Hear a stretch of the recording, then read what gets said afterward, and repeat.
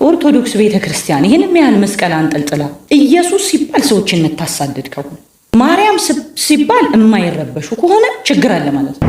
ዘርፌ ታውቂያለሽ፣ ሚካኤል ደብር ላይ መጥተሽ እንዴት በማግስቱ ለምን እንዳሰናበቱሽ ያኔ በሰላሙ ጊዜ ያኔ ዘርፌ በሚባልበት ዘመን ያኔ ገና ካሴት ያወጣች ዘመን ያኔ በሁሉ መድረክ እሷ ትጠራ በዛ በደጉ ዘመን ስለ ተሐድሶ ምናምን ነገር ሳይነሳ በዛ ዘመን ያው እኛ ያደግንበት ደብር ስለማይመጥን በእናንተ ልክ መውረድ ስለሌለብን እኛ አናወራው ስለማያስፈልግ ያው አለቃም አሉ በህይወት አሉ እኔም አለው በህይወት አንቺም በህይወት አለሽ።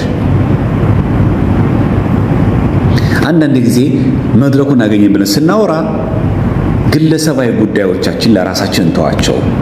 በቃ የግለሰብ ድክመት ብለን እንተው። አጉል ግን ቤተክርስቲያንን ግን አታክ ለማድረግ ግን ከተጀመረ ግን ጥሩ አይደለም። አብይ ጾም ነው። ምናልባት ቆርቆሮሽ ከሆነ ከልብሽ ተሰምቶሽ ከሆነ ከኦርቶዶክስ በመውጣትሽ ከሆነ ቤቱ ክፍት እኮ ነው። ማን ይከለክልሻል? የአባታችን ቤት አይደል? በሩ ክፍት አይደል? በእውነተኛ ንስሐ ከመጣሽ ማን ይዘጋዋል በሩ? አሁንም እኮ ትችያለሽ። ይሄው ዘማሪ ሐዋስ ተመለሳል። ምን አረግን? እንደው ዕውቀት ማነጻጸር ስለማይገባ እንጂ በእውቀት በብስለትም እኮ ዘማሪ ሐዋስ እኮ አንቺ ይበልጣል። ዲያቆንም ማለት በክህነቱም ብትመጪ በጥልቀት በመንፈሳዊ ዕውቀት ብስለት ብትመጪ ሐዋስ ሲመጣ ምን አለኝ? ዘማሪ ስራ ሲመጣ ምን አረገልኝ? ዘማሪ ሐዋሳውን ሲመጣ ኢየሱስ እንዳጠራ ብሎ ነው ያስገባል። እዝራ ሲመጣ ኢየሱስ ስም እንዳጠራ ብለው ተከልክሎ ነው የመጣ። አሸናፊ ገብረ ማርያም ሲመጣ ኢየሱስ የሚበለው ስም እንዳጠራ ተብሎ ነው የመጣ።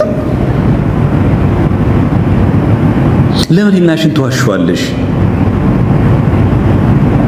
ኢቭን ካህን እንኳን በየቀኑ በኪዳንም በቅዳሴ ጊዜ በሚያሳርግበት ጊዜ ጌታችን ኢየሱስ ክርስቶስ የካህናት አለቃ ኃጢአትን የሚያስተሰርይ ጌታችን ኢየሱስ ክርስቶስ እያለ ሲጠራ እንዴት አትሰብም? ይሄንን ጌታችን ኢየሱስ ክርስቶስ የካህናት አለቃ ብሎ ካህኑ ሲያሳርግ ህዝቡ ዝም በል ኢየሱስ ስም አትጥራ ነው ያሉት። ካህኑ እጁን ከታጠበ በኋላ ዲያቆኑ እንደሚለው ንጹሕ የሆነ ከሥጋው ደሙ ይቀበል፣ ንጹሕ የሆነ ግን አይቀበል፣ ለሰይጣን ለመልእክተኞች በተዘጋጀ በመለኮት እሳት እንዳይቃጠል፣ በልቦናው ልዩ ሐሳብና ዝሙት ያለበት ቢኖር አይቅረብ። እጄን ከአፋዊ እድፍ ንጹሕ እንዳደረግኩኝ ከሁላችሁ ደም ንጹሕ ነኝ። ደፍራችሁ ወደ ክርስቶስ ደም ስትቀርቡ እኔ ከመቀበላችሁ መታለፍ የለብኝም። ኃጢአታችሁ በራሳችሁ ላይ ይመለሳል እንጂ ካልሆነ ዲያቆኑ እንደሚለው ይህንን የካህኑን ቃል ያቃለለ ወይም የሳቀና የተነጋገረ ቢኖር ማንን? ጌታችን ኢየሱስ ክርስቶስን እንዳሳዘነው ይወቅ ይረዳ። ማንን? ጌታችን ኢየሱስ ክርስቶስን። ይሄ አሁን ካህን የሚለውን ቃል ዝም ብሎ ነው ብለህ በድፍረት ሥጋው ነው የምትቀበል። የምታቃለው ቀዳሽ ካህኑን ሰራይ ካህኑ አይደለም። ጌታችን ኢየሱስ ክርስቶስን እንዳዋርድ እንዳቃለ ይወቅ ይረዳ። ስለ በረከት ፈንታ መርገምን፣ ስለ ኃጢአት ስርየት ፈንታ ገሃነመ እሳት ከእግዚአብሔር ዘንድ ይቀበል። ይህን ስንጠራ ስሙን አትጥራ ነው ያለው። ከኢየሱስ ትእዛዝ ልዩ የሆነ ብሎን ይከልከል። ስለምን እንደምንለው ኢየሱስ አትበል ነው እንላለን። እና አንቺ አሁን ይጎች ቅዳሴ ሁሉም ጋር እኩል ስለሆነ የምነግርሽ ሁሉም ጋር ቅዳሴ አለ። ከኢትዮጵያ ጫፍ ለጫፍ የኢትዮጵያ ኦርቶዶክሳዊ ተዋሕዶ ቤተክርስቲያን እስከሆነ ድረስ ማለት። ስለዚህ ጭርስ ይላል ወደ የሚሉ ሰዎች አሉ። ለዚህ ደግሞ ማካካሻ ቤተክርስቲያን። ስለዚህ አሁን የተፈለገው የዘርፌ ዋና ዓላማ በዚህ አብይ ጾም የተፈለገው ዋና ዓላማ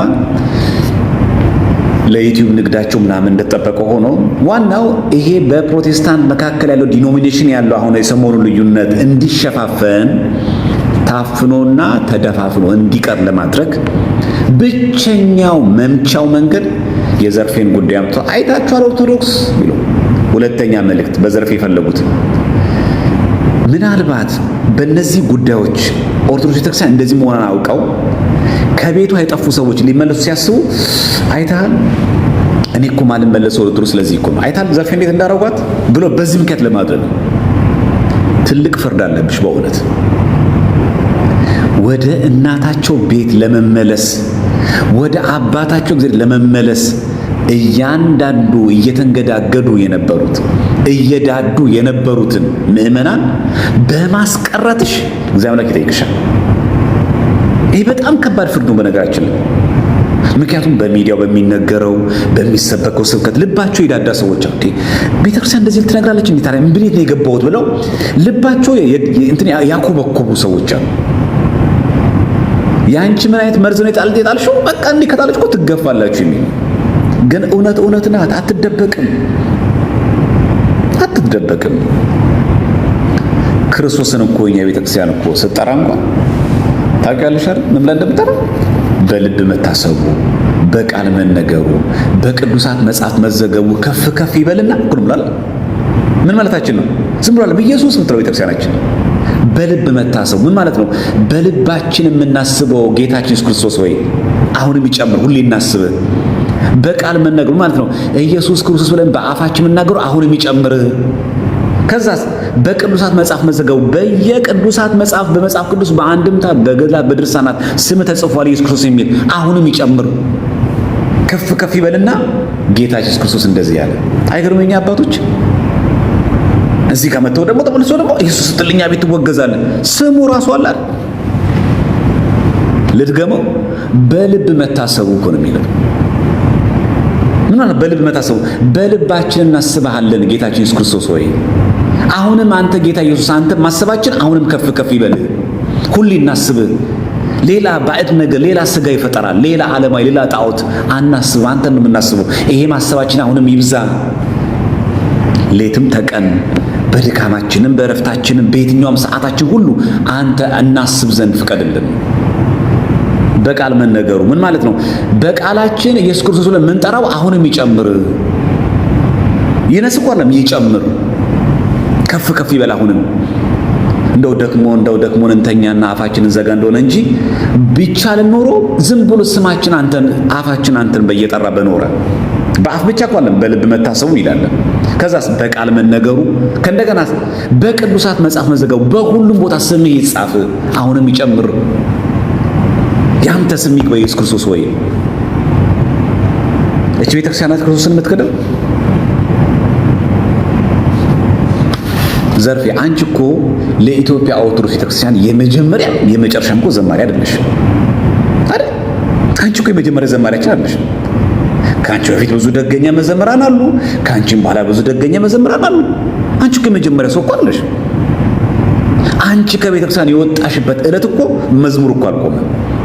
በነገራችን ላይ ዘማሪያን መዘምራን የሚለው በእንተ ቅድስት ላይ ዲያቆኑ መርጌቶቹ ነው ታውቃላችሁ። ስለ መዘምራን እንማልዳለን የሚል የለም በእንተ ቅድሳት ላይ። ስለ መዘምራን እንማልዳለን የሚለው እኮ ዘማሪያን የሚላችሁ እኮ መርጌቶቹ ነው። ይሄ ዩኒፎርም ለብሶ የሚዘምሩት የሰንበት ተማሪ ዘማሪያን እኮ አይደል? እነሱም እኮ ዘማሪያን ናቸው፣ ግን በዋናነት እየገለጸ ያለው እነሱ ናቸው። በቤተክርስቲያናችን እኮ የዕለት ዝማሬ አለ፣ የዕለት ምስባክ አለ፣ የዕለት ወንጌል አለ፣ የዕለት ስንክሳር አለ፣ የዕለት ቅዳሴ አለ። ይሄ እኮ ዲክሽነሪ ነው። ዲክሽነሪ ሳይሆን ሊክሽነሪ ኤል ዲክሽነሪ ማለት ግጻይ ማለት ነው።